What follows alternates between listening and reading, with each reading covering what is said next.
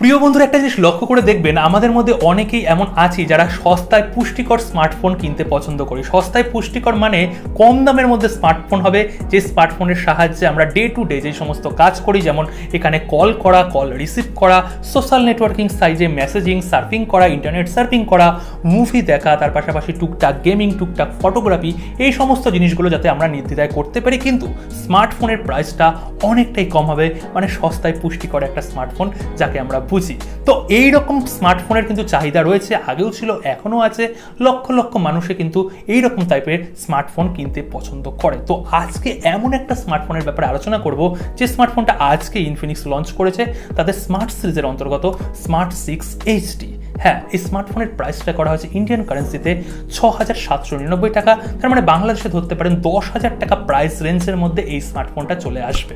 তো 10,000 টাকা এই প্রাইস রেঞ্জের মধ্যে ইনফিনিক্স আমাদের ঠিক কী কী জিনিস অফার করছে, যেই জিনিসটার জন্য আমি বললাম ডে টু ডে কাজ আপনারা নির্দ্বিধায় করতে পারবেন, ভালো বিউটিফুল একটা ফোনও পেয়ে যাচ্ছেন। তো শুনি তাহলে কি কি এর মধ্যে ইনফিনিক্স আমাদের প্রদান করছে।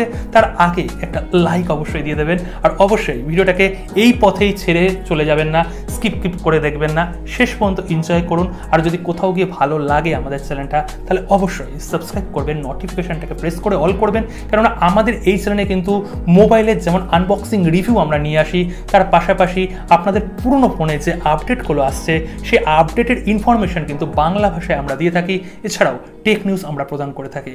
তো অবশ্যই কিন্তু সাবস্ক্রাইব করে নোটিফিকেশন। এখানে ইনফিনিক্স তাদের স্মার্ট সিরিজের অন্তর্গত স্মার্ট 6HD এই ফোনটাকে যে আজকে লঞ্চ করলো, এই ফোনটার ডিসপ্লে সেকশনে কিন্তু ইনফিনিক্স বড় সড়ো ডিসপ্লে দিয়েছে। 6.6 ইঞ্চির একটা HD প্লাস ডিসপ্লে দিয়েছে, ওয়াটার ড্রপ নচও রয়েছে, কোনো রিফ্রেশ রেট নেই। বেজেলগুলো এই প্রাইস রেঞ্জের মধ্যে যেই রকম হয় তার থেকে আমরা ভালোই পেয়ে যাচ্ছি, মানে এখানে স্লিম বেজেল আমরা পেয়ে যাচ্ছি, কোনো সন্দেহ নেই। ডিসপ্লে ঠিকঠাক আছে। আর যদি এই স্মার্টফোনের আমরা ক্যামেরা সেটআপের কথা বলি, ব্যাক সেকশনে আমরা একটাই ক্যামেরা পাচ্ছি, প্র্যাকটিক্যাল ক্যামেরা। দুটো ক্যামেরার দরকার নেই, 2 মেগাপিক্সেল ভিজিএ ক্যামেরার দরকার নেই, মানে একটা ক্যামেরা যেটা পাচ্ছি সেটা হচ্ছে 8 মেগাপিক্সেলের। এখানে কিন্তু আমরা ফুল এইচডিতে ভিডিও রেকর্ডিং করতে পারবো, কোনো EIS এরও কিন্তু এখানে সাপোর্ট নেই, আর আমরা আশাও করি না। ফ্রন্ট এখানে ওয়াটার ড্রপ নচের মধ্যে 5 এমপির ক্যামেরা থাকছে, আর ফ্রন্টে আর ব্যাক সেকশনে দুটো জায়গাতেই কিন্তু LED ফ্ল্যাশ লাইট থাকছে, যেটা আপনাদের এখানে যখন রাতে যখন আপনারা ফটোগ্রাফি করবেন বা এখানে ভিডিও কলিং করবেন, এই ফ্রন্ট ক্যামেরায় যে ফ্ল্যাশ লাইটটা রয়েছে এটা কিন্তু অনেকটাই কাজে লাগবে, একটা হ্যান্ডি ফিচার্স বলতে পারে। যদি প্রসেসর সেকশন মানে পারফরমেন্স সেকশনে যদি কথা বলি, এখানে ইনফিনিক্স এই মিডিয়াটেকের 3-4 বছরের পুরনো A22 প্রসেসরটা দিয়েছে। এখানে নিন্দা করার কোনো জায়গা নেই, কেননা এই মুহূর্তে গ্লোবালে চিপসেটের শর্টেজে চলছে। আপনারা যদি একটু ঠান্ডা মাসায় ভেবে দেখেন, এখানে মিডিয়াটেকের আন্ডারে কিন্তু 3-4টেই এখানে প্রসেসর রয়েছে, সেই পুরনো প্রসেসরই রয়েছে। G25, G35, A22 এই সমস্ত প্রসেসরই রয়েছে। স্ন্যাপড্রাগনের আন্ডারে তো কোনো প্রসেসরই নেই। 400 সিরিজের কথা বলছি, 400 সিরিজে সেই রকম কোনো প্রসেসর আসেনি। সেই 480 এসছে, সেটা 5G প্রসেসর, তার প্রাইস কিন্তু ইন্ডিয়াতে সেই 12,000-13,000 টাকার ফোনের মধ্যে চলে যাবে। তো 4G প্রসেসর 400 সিরিজের মধ্যে কোনো প্রসেসর আসেনি। এছাড়াও ইউনিএসওসির ইউনিসকেট প্রসেসর রয়েছে, তার কিন্তু আর্কিটেকচার সেই 28 ন্যানোমিটার। তো এখানে মিডিয়াটেকের প্রসেসরটা দিয়েছে ঠিকঠাক প্রসেসর, কিন্তু একটু পুরনো প্রসেসর। এখানে আন্তত স্কোরের যদি কথা বলি 70,000 থেকে 80,000 আপনারা আন্তত স্কোর পেয়ে যাবেন। এরপরে যদি ব্যাটারি সেগমেন্টের কথা বলি, 5000 mAh ব্যাটারি রয়েছে, 10 ওয়াটের চার্জার ইনবক্স আমরা পেয়ে যাচ্ছি। বিল্ড কোয়ালিটি এখানে প্লাস্টিকের ভালো বিল্ড কোয়ালিটি দিচ্ছে, ভালো কালারফুল এখানে এসছে। আর এছাড়াও এখানে DTS এর এখানে সাউন্ড দিচ্ছে, একটাই এখানে স্পিকার দিচ্ছে, একটাই মাইক্রোফোন দিচ্ছে।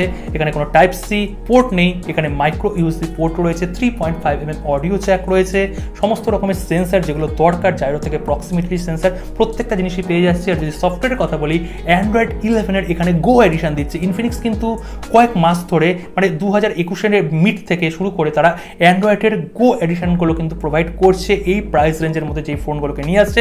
কিন্তু এর মধ্যে XOS এর সেই 7.6 এর একটা স্ক্রিন রয়েছে। যদি XOSটাকে এখানে উঠিয়ে দেওয়া হয়, এখানে যদি পিওর যদি গো এডিশন দেওয়া হয়, তাহলে ফোনটা কিন্তু আরও হালকা হয়ে যাবে। এখানে হালকা মানে কি, ওয়েট অনুযায়ী বলছি না, সফটওয়্যারের দিক থেকে অনেকটাই হালকা হয়ে যাবে, আরও বেশি স্মুথলি কিন্তু আমরা কাজ করতে পারবো। ইনফিনিক্সের থেকে যারা এই ভিডিওটা দেখছেন, অবশ্যই এটা রিকোয়েস্ট করলাম যে বাজেট রেঞ্জের মধ্যে এখানে স্টক গো এডিশন দিলে কিন্তু বেটার আমরা ভালো এখানে পারফরমেন্স পেয়ে যাব একই ফোনের থেকে।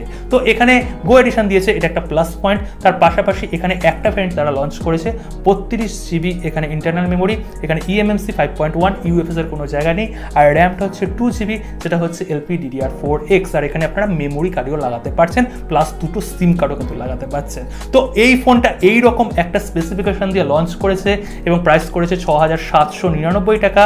আর এই ফোনটা বাংলাদেশে যদি লঞ্চ হয়, এই ফোনটার প্রাইস কিন্তু সেই 10,000 টাকার আশেপাশেই থাকবে। যারা মাল্টিমিডিয়ার জন্য একটা ফোনকে খুঁজছেন, মুভি দেখবেন, এখানে নেট সার্ফিং করবেন, সোশ্যাল মিডিয়া করবেন, এছাড়া টুকটাক এখানে ফটোগ্রাফি করবেন, এছাড়া টুকটাক গেম, এখানে যেমন টেম্পল রান আছে, সাবওয়ে সাফার আছে, এবং টুকটাক গেম খেলবেন, তাদের জন্য এটা একটা বেস্ট চয়েস। কম দামের মধ্যে পুষ্টিকর ফোন আপনারা যেটা বলছেন সেই রকম ফোন কিন্তু আপনারা পেয়ে যাবেন। তো বন্ধুরা, এরপরও যদি কোনো কোশ্চেন থাকে অবশ্যই কমেন্ট সেকশনে কমেন্ট করবেন, নির্দ্বিধায় আপনাদের উত্তর দিয়ে দেবো।